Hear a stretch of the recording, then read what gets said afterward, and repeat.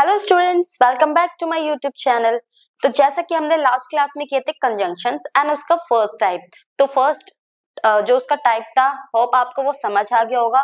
तो अब हम करेंगे नेक्स्ट कोरिलेटिव कंजंक्शंस की ये क्या होते हैं। हम इसको समझेंगे with the help of definition and इसके जो एग्जांपल्स हैं एंड मीनिंग्स है उसकी हेल्प से हम ये समझेंगे कि ये होते क्या हैं। तो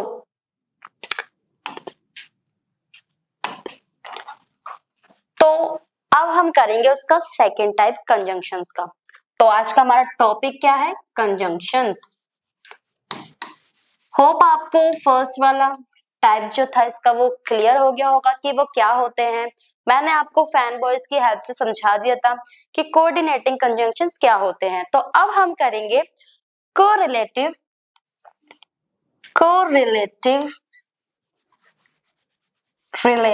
कंजंक्शंस। कोरिलेटिव कंजंक्शंस की क्या होते हैं?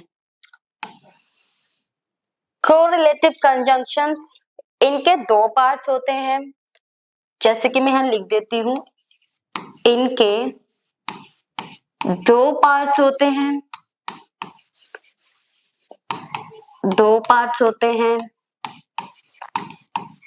ये सेंटेंस के पार्ट्स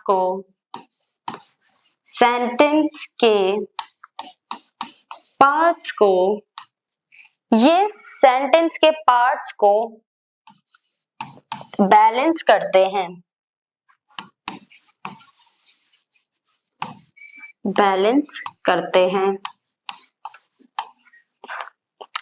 देखो, कोरिलेटिव कंजंक्शंस क्या होते हैं। फर्स्ट, इनके टू पार्ट्स होते हैं एंड ये सेंटेंस के पार्ट को बैलेंस करते हैं एंड इसको टीम कंजंक्शंस भी कहते हैं। टीम कंजंक्शन भी कहते हैं।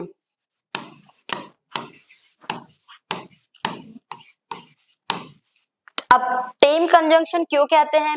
क्योंकि ये पेयर में यूज होते हैं। क्योंकि ये पेयर में यूज होते हैं, जैसे मैंने अभी आपको बताया है, यूज होते हैं। अब देखो फिर से एक बार और थोड़ा सा रिकैप करते हैं। इनके दो पार्ट्स होते हैं एंड ये सेंटेंस के पार्ट को बैलेंस करते हैं एंड इसको टीम कंजंक्शन भी कहा जाता है क्योंकि ये हमेशा पेयर में ही यूज होते हैं एंड इनके नाम के अनुसार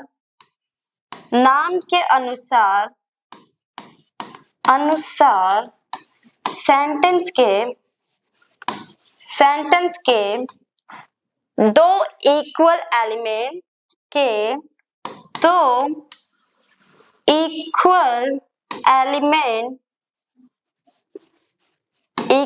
एलिमेंट्स को कोरिलेट करते हैं।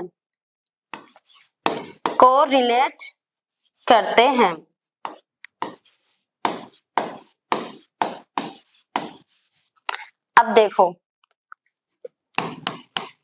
ये इसका जैसे एक चीज और देखें, इनके नाम के अनुसार सेंटेंस के दो इक्वल एलिमेंट्स को कोरिलेट करते हैं। कौन? Correlative conjunctions. क्लियर है?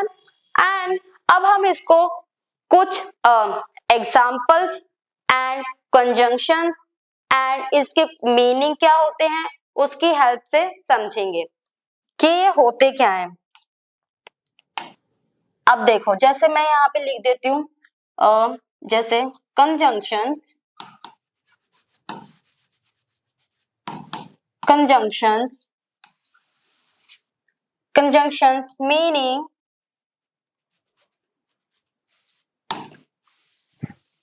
Meaning and examples.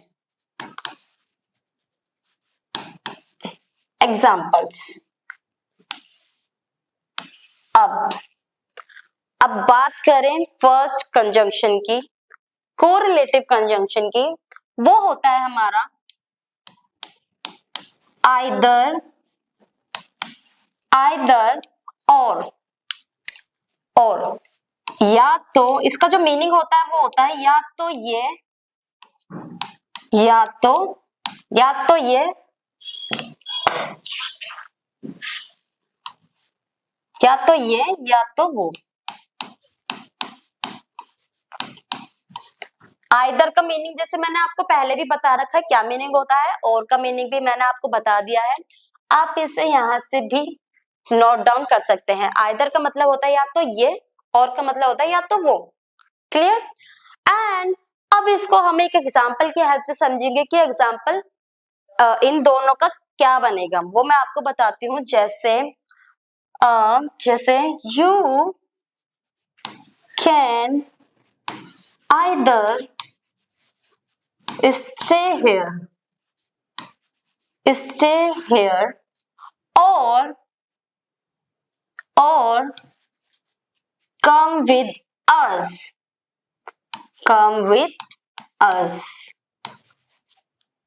ठीक है? या तो आप यहाँ रह सकते हैं या मेरे साथ आ जाओ, ऐसे इसका सेंटेंस बनता है। क्लियर है? एंड कोरिलेटिव कंजंक्शन मैं यहाँ लिख देती हूँ, कोरिलेटिव कंजंक्शंस। क्लियर है? अब यही हम इसका सेकंड देखें, neither.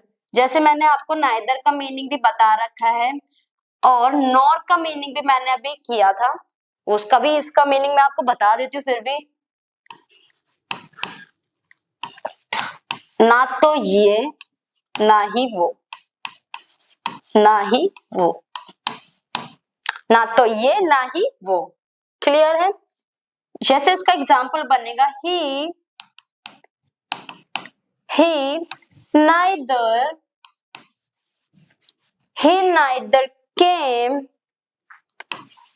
neither came nor called। अब देखो, neither nor का मीनिंग होता है ना तो ये ना ही वो, एंड इसका एग्जाम्पल भी कुछ इस तरीके से ही आया है, जैसे he neither came nor called। Clear है? एंड इसका थर्ड एग्जाम्पल देखे, जैसे not only but also,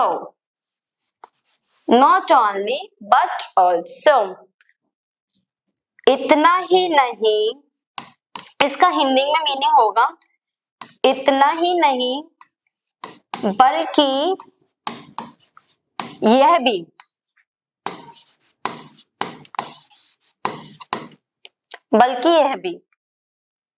and इसका जो एग्जाम्पल बनेगा, जैसे she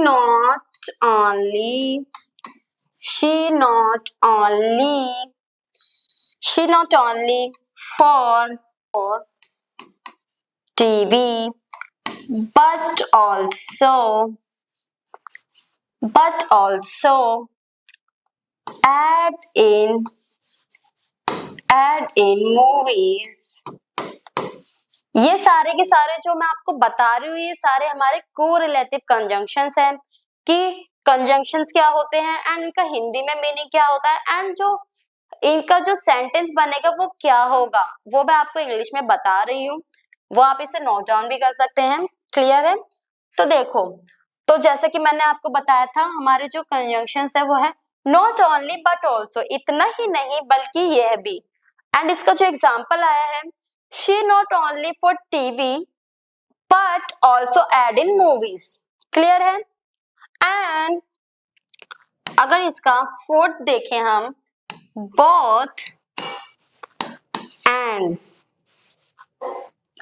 तो मैं आपको पहले भी बता चुकी हूँ, एंड बोथ मैं अब आपको बताती हूँ। बोथ का मतलब होता है दोनों, एंड और। क्लियर है? एंड इसका एग्जाम्पल देखेंगे, जैसे I like both the movies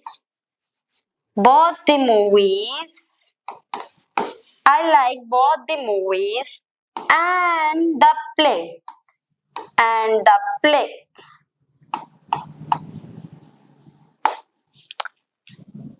both का मतलब होता है दोनों, एंड का मतलब होता है और।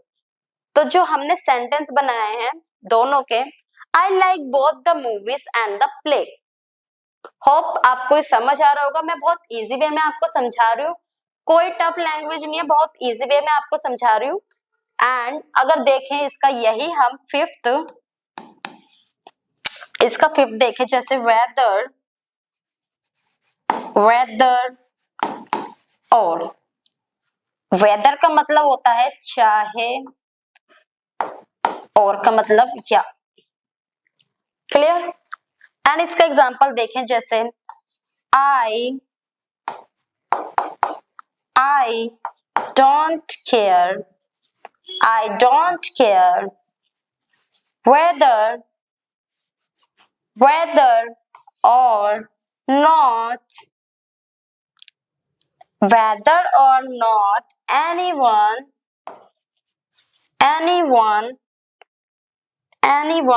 joins me,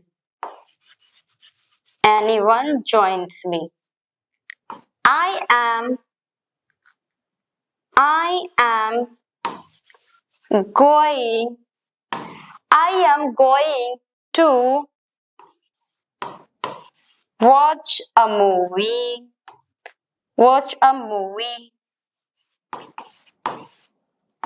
movie tonight।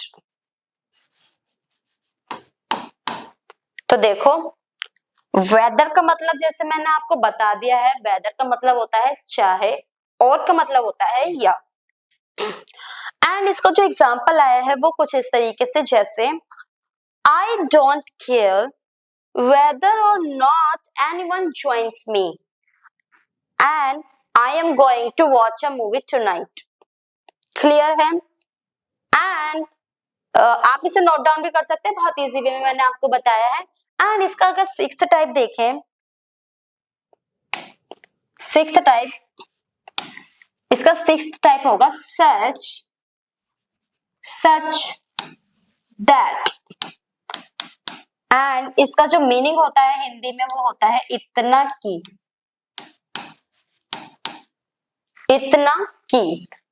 And इसका जो एग्जाम्पल बनेगा वो कुछ इस तरीके से, जैसे such was the nature of their relationship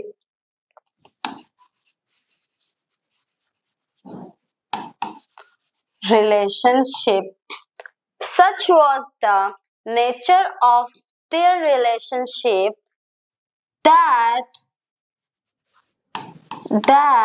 they never would have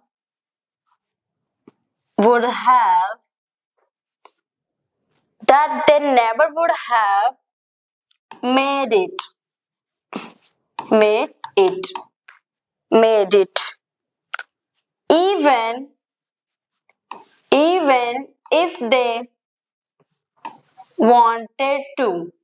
even if they wanted to। तो देखो, जो कोरिलेटिव कंजंक्शंस का सिक्स्थ हमारा टाइप है, वो कंजंक्शन है, वो है सच दैट मतलब इतना कि, ये हमारा हिंदी में मीनिंग है। एंड अगर इसके एग्जाम्पल की बात करें तो एग्जाम्पल कुछ इस तरीके से आया है, जैसे such was the nature of their relationship that they never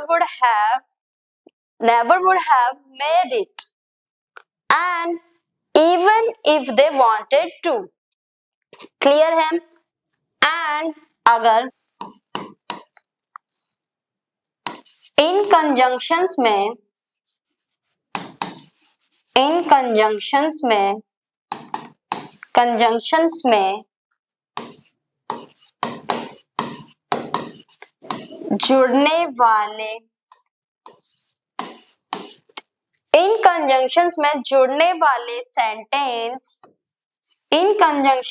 जुड़ने वाले सेंटेंस पैरेलल होने चाहिए सेंटेंस में जुड़ने वाले इन कंजंक्शन में जुड़ने वाले सेंटेंस पैरेलल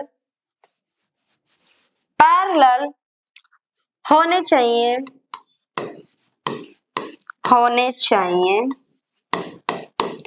नहीं तो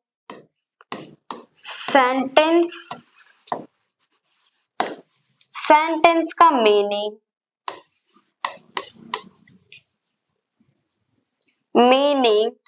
अफेक्ट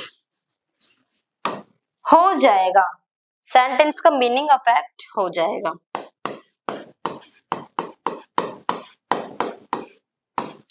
देखो, जैसे मैंने आपको बोला था कि मैं इसके बारे में एक और इंटरेस्टिंग बात बताती हूँ। जैसे कि मैंने लिख दिया है यहाँ पे, इन कंजंक्शंस में जुड़ने वाले सेंटेंस हमेशा ही पैरेलल होंगे, नहीं तो जो सेंटेंस का मीनिंग बनेगा वो अफेक्ट हो जाएगा, मीनिंग ही समझ नहीं आएगा, चाहे आप कुछ भी कर लो। दोनों इक्वल ही होने चाहिए, मतलब इक्वल होने चाहिए मींस पैरेलल, वरना तो सेंटेंस का मीनिंग कोई कुछ कह रहा है, मीनिंग कोई कुछ कह रहा है, तो इसलिए हमें पैरेलल सेंटेंस रखने चाहिए, नहीं तो सेंटेंस का मीनिंग भी समझ नहीं आएगा। इसीलिए वो मैं आपको बताती हूँ कैसे, मतलब जैसे मैं आपको एक एग्जांपल की हेल्प से बताती हूँ। जैसे एक एग्जांपल मान लो, जैसे either he is an engineer or a technician।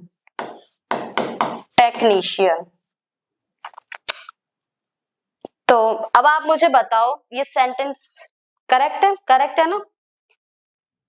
अब सेंटेंस आप ध्यान से देखो, either he is an engineer or a technician, incorrect है, सेंटेंस ही इनकरेक्ट है, आइदर ही फर्स्ट आ गया है। क्लियर है? अब देखो मैं इसको करेक्ट बताती हूँ। जैसे इसकी करेक्ट फॉर्म जो होगी वो होगी ही इज आइदर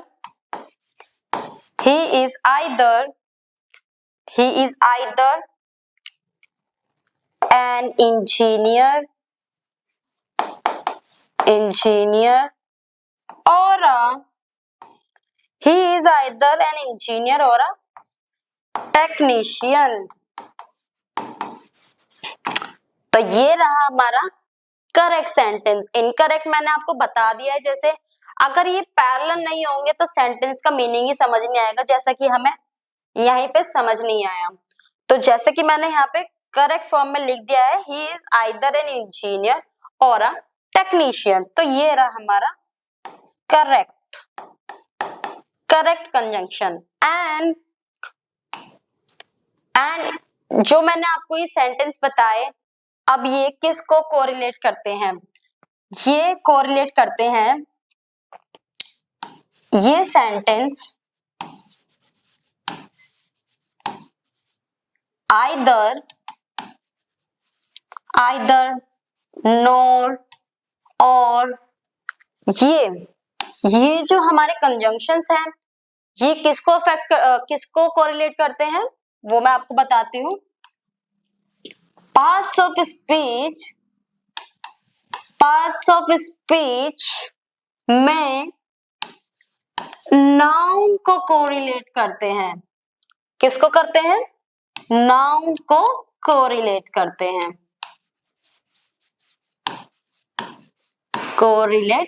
हैं, तो एक बार और इसे अच्छे से रिकैप करते हैं। जैसे मैंने आपको बता दिया कोरिलेटिव कंजंक्शंस, जल्दी थोड़ा सा रिवाइज करेंगे। जैसे इनके दो पार्ट्स होते हैं, कोरिलेटिव कंजंक्शन के दो पार्ट्स होते हैं, इनके सेंटेंस के पार्ट को बैलेंस करते हैं, एंड इसको टीम कंजंक्शंस भी कहा जाता है क्योंकि ये पेयर में यूज होते हैं, एंड इनके नाम के अनुसार सेंटेंस के इक्वल एलिमेंट को कोरिलेट करते हैं। एंड जैसे कि मैंने आपको बता दिया कोरिलेटिव कंजंक्शंस क्या होते हैं।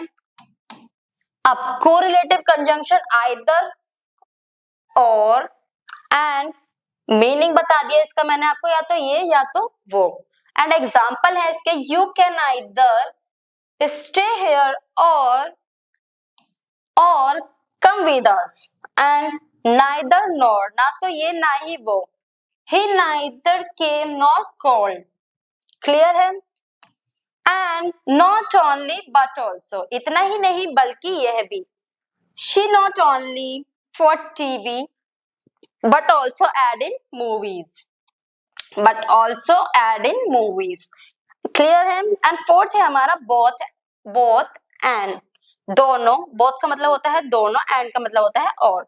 I like both the movies and the play, I like both the movies and the play, clear है। whether और, चाहे या, whether और, देखो I don't care whether or not anyone joins me, I'm going to watch a movie tonight, clear है। And इसका sixth जो type है वो है such that,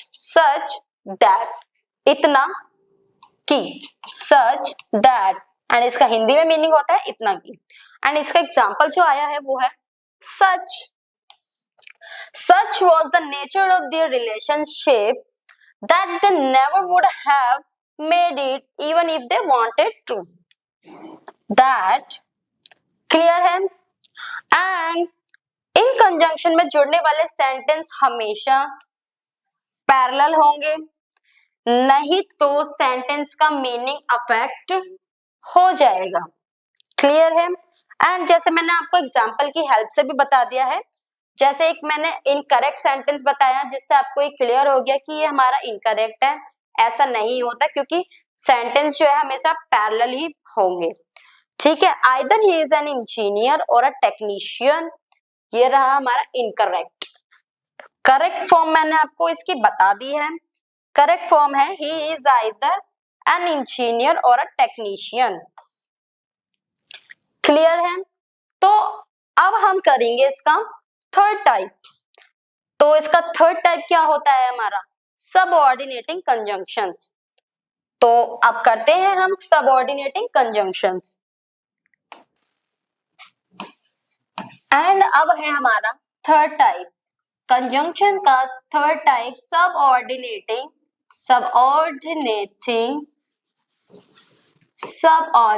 conjunction, subordinating conjunctions. तो होप आपको वो दो जो टाइप थे कंजंक्शंस के अच्छे से आपको समझ आ गए होंगे। जब आपको अगर वो टू टाइप्स अच्छे से क्लियर होंगे तभी आपको ये अच्छे से समझ आ पाएगा, क्लियर है। एंड अब बात करते हैं सबऑर्डिनेटिंग कंजंक्शंस की, ये क्या होते हैं। इसको भी हम एक डेफिनेशन की हेल्प से समझेंगे, बहुत इजी है, कोई ज्यादा टफ नहीं है, बहुत इजी लैंग्वेज में से हम बात करेंगे कि ये होते क्या है। तो फर्स्ट हम इसको इसकी डेफिनेशन की हेल्प से समझेंगे कि इसकी डेफिनेशन क्या कहती है। तो देखिए, इनके सेंटेंस में जब सबऑर्डिनेट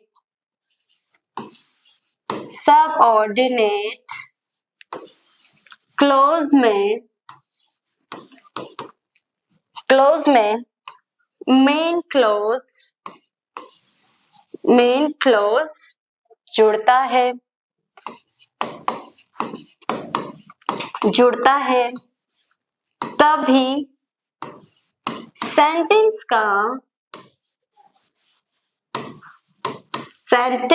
का प्रॉपर मीनिंग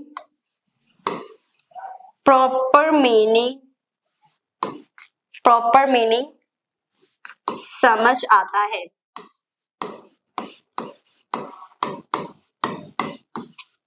तो अब देखो इसकी डेफिनेशन ने क्या बोला है, जब इनके सेंटेंस में सबऑर्डिनेट क्लोज में मेन क्लोज जुड़ता है और जो सेंटेंस बनता है उसका जो मीनिंग निकलता है वो अच्छे से क्लियर होता है, तो उसको क्या बोलते हैं, उसे बोलते हैं सबऑर्डिनेटिंग कंजंक्शंस, ठीक है।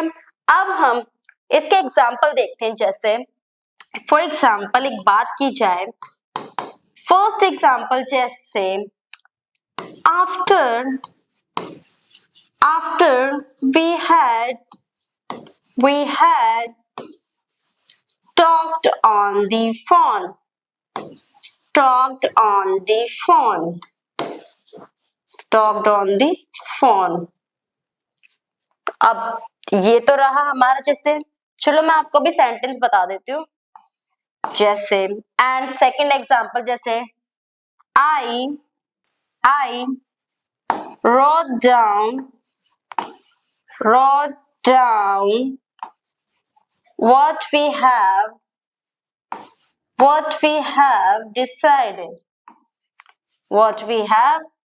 decided. क्लियर? अब तो देखो, एंड एक लास्ट और एग्जांपल देखे जैसे इसकी, although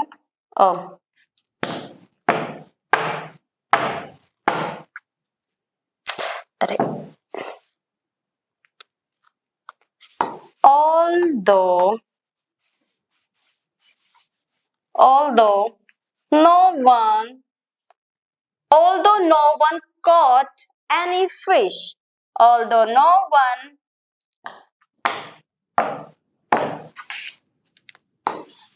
caught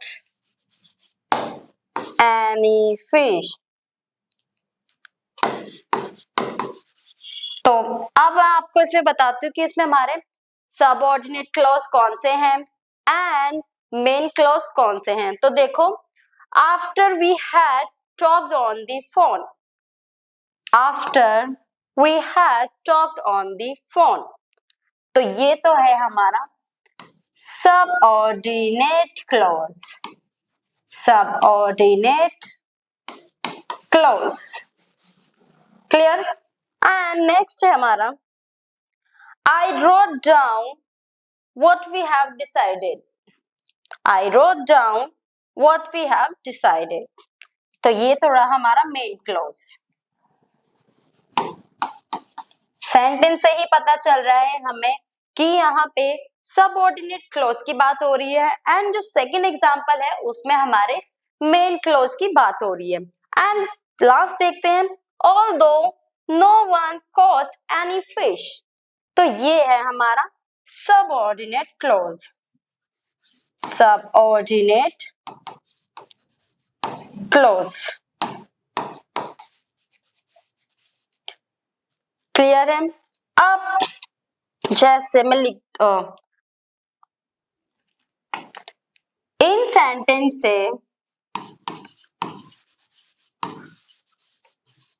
सेंटेंस में क्लियर है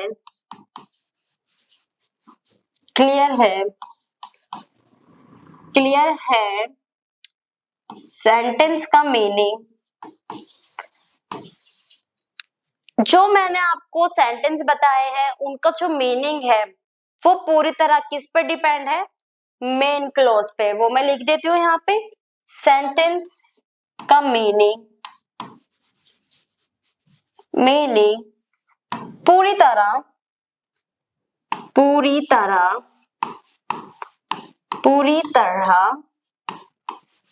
मेन क्लॉज पर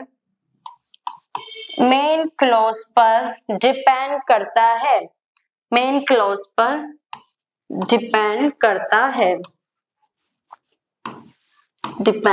करता है। अब देखो, अभी जो मैंने आपको सेंटेंस बताए हैं वो सारे के सारे हमारे किस पे डिपेंड करते हैं? मेन क्लॉज पे। क्लियर है? इन सेंटेंस में क्लियर है, जो मैंने आपको ये सेंटेंस बताए हैं इन सेंटेंस में क्लियर है, जो भी सेंटेंस बनेगा उसका जो मीनिंग निकलेगा वो सारे के सारे किस पर डिपेंड करते हैं? मेन क्लॉज पे। बिना मेन क्लॉज, अगर सबऑर्डिनेट क्लॉज में अगर मेन क्लॉज नहीं जुड़ेगा तो सेंटेंस सबऑर्डिनेटिंग कंजंक्शंस में आ ही नहीं सकता। क्लियर है? एंड जैसे मैंने आपको इसकी डेफिनेशन बता दी है, डेफिनेशन भी बता दी मैंने आपको, एग्जांपल्स भी बता दिए हैं। अब देखते हैं कुछ इसके सेंटेंसेस, सेंटेंस नहीं बोलेंगे उनको, कुछ वर्ड्स बोलेंगे जो हमारे सबऑर्डिनेटिंग कंजंक्शंस में आते हैं। वो क्या है, जैसे कि मैं आपको बता देती हूँ। जैसे बात की जाए फर्स्ट, जैसे while second जैसे because and third even if as if and fifth is as if हो गया and so that and sixth अगर मान लो यहाँ पे मैं इसकी अगर हिंदी भी लिख देती हूँ एंड सिक्स्थ है हमारा जैसे वेदर एंड सेवेंथ है हमारा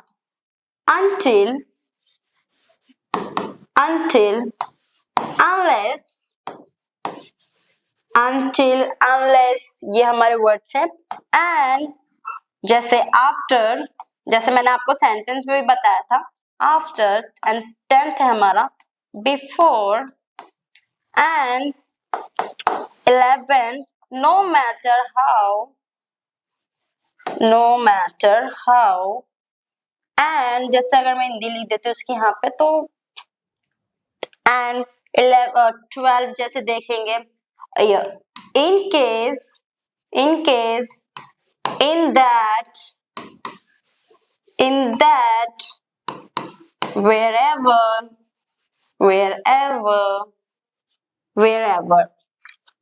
एंड जैसे अगर मैं आपको इनकी हिंदी बताऊं जैसे इनकी हिंदी होती है इन सेंटेंसेस की जैसे while का मतलब होता है जबकि while का मतलब होता है जबकि एंड कुछ और सेंटेंस ऐड कर लो इसमें जैसे although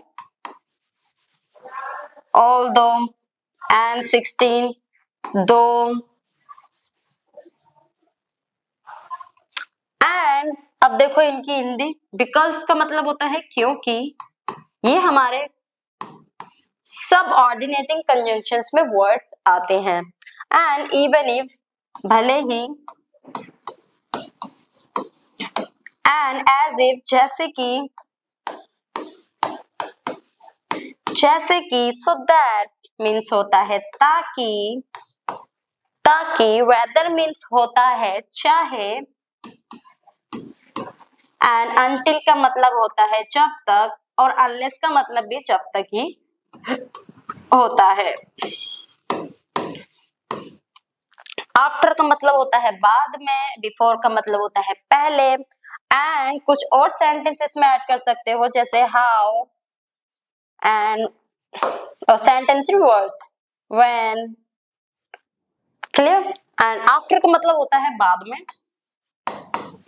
में एंड बिफोर का मतलब होता है पहले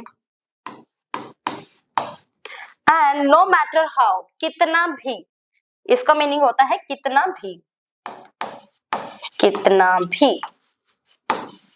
एंड इन केस मतलब होता है यदि इन दैट उसमें या उनमें उसमें किसी में भी बोल सकते हैं इन दैट मतलब उसमें वेयरएवर कहीं भी वेयरएवर का मतलब होता है कहीं भी ऑल्दो का और दो का मतलब सेम होता है सेंटेंस पर डिपेंड करता है कि सेंटेंस में क्या बात हो रही है ऑल्दो एंड दो का मतलब होता है हालांकि क्लियर एंड हाउ का मतलब होता है कैसे एंड व्हेन का मतलब होता है कब तो मैंने आपको ये मीनिंग्स के साथ ही वर्ड्स बताए हैं जो हमारे आते हैं कौन से कंजंक्शंस में आते हैं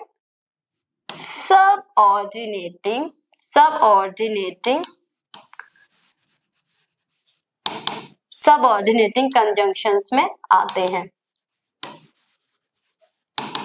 तो यहाँ पे बात ही सबऑर्डिनेटिंग कंजंक्शंस के वर्ड्स की हो रही है किसकी बात हो रही है सबऑर्डिनेटिंग कंजंक्शंस में जो वर्ड्स आते हैं वो मैंने आपको बता दिए हैं क्लियर है अब देखो जैसे मैंने आपको बताया है while का मतलब होता है जबकि एंड बिकॉज का मतलब होता है क्योंकि इवन इफ भले ही एज इफ जैसे कि सो दैट ताकि वेदर चाहे, until unless का मीनिंग सेम होता है जब तक, and after का मतलब होता है बाद में, before मीन्स पहले, and no matter how कितना भी, and in case मीन्स यदि, in that उसमें, and 14 है हमारा wherever कहीं भी।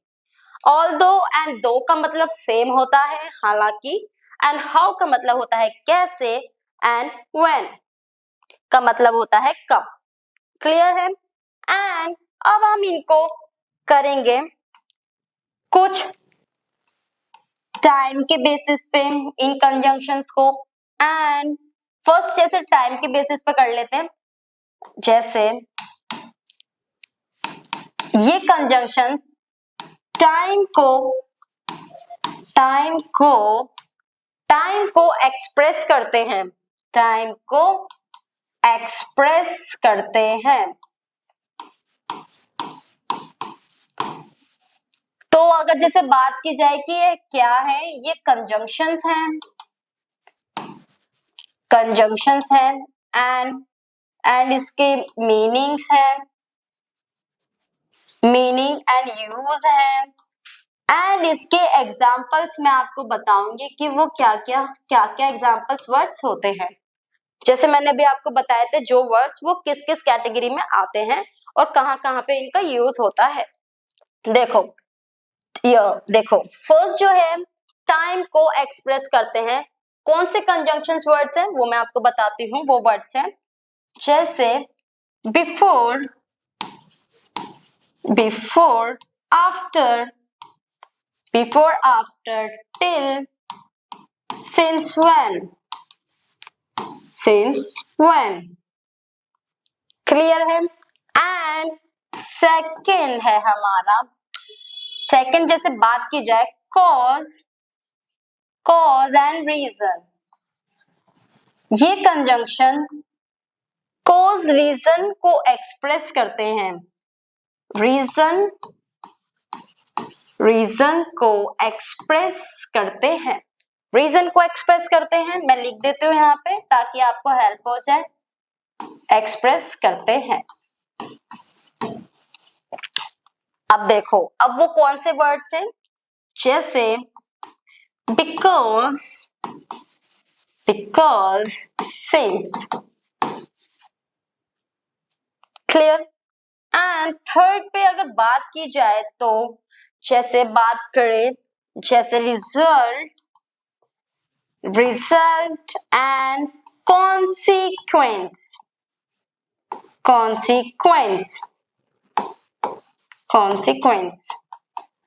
ये रिजल्ट ऑब्लिक कॉन्सिक्वेंस को एक्सप्रेस करते हैं, ये रिजल्ट को एक्सप्रेस करते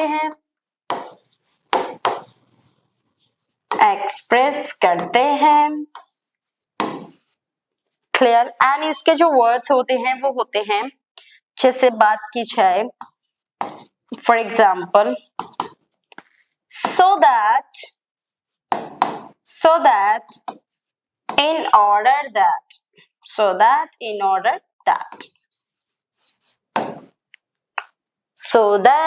देखो फर्स्ट जैसे मैंने आपको बताया है ये टाइम को एक्सप्रेस करते हैं एंड इसके जो वर्ड्स होते हैं कौन कौन से वर्ड्स आते हैं, वो आते हैं before, after, till, since, when.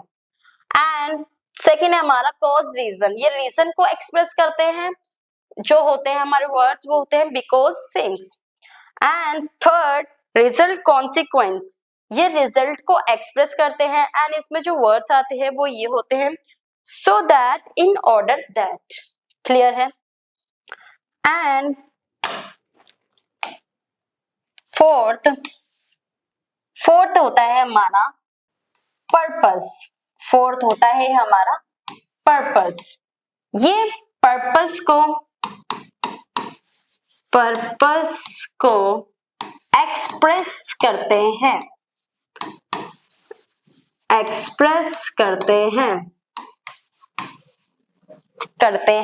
And इनके जो वर्ड्स होते हैं वो होते हैं so that, in order that, ये इसके वर्ड्स होते हैं। एंड जैसे कि मैंने आपको नेक्स्ट पिछली स्लाइड पे बता दिया है, सो दैट नहीं हो, ये नहीं होता, ये नहीं होता है, सो दैट होता है। क्लियर?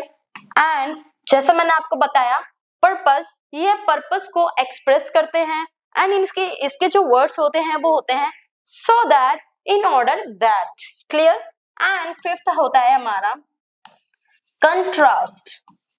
कंट्रास्ट, यह विरोधाभास, विरोधाभास, विरोधाभास को एक्सप्रेस करते हैं, विरोधाभास को एक्सप्रेस करते हैं। ये विरोधाभास को एक्सप्रेस करते हैं एंड इसके जो वर्ड्स होते हैं वो कौन से होते हैं? वो होते हैं although,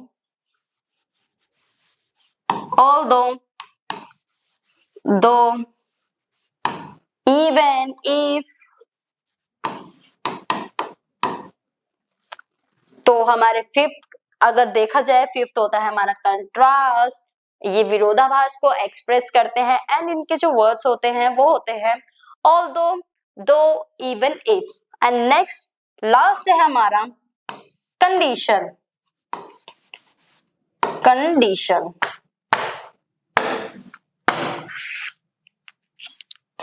कंडीशन, ये कंडीशन को एक्सप्रेस करते हैं, कंडीशन को एक्सप्रेस करते हैं।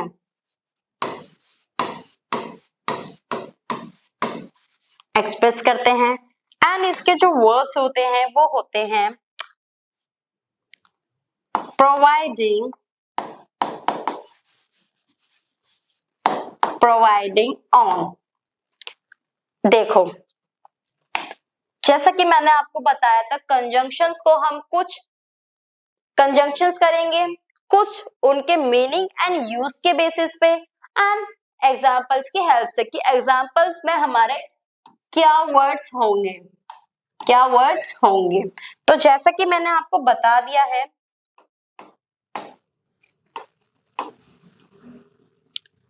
जैसे टाइम को हम एक्सप्रेस करते हैं इन वर्ड्स में एंड कॉज को हम इन वर्ड्स में एक्सप्रेस करते हैं, रिजल्ट एंड कॉन्सिक्वेंस को हम सो एंड दैट में करते हैं।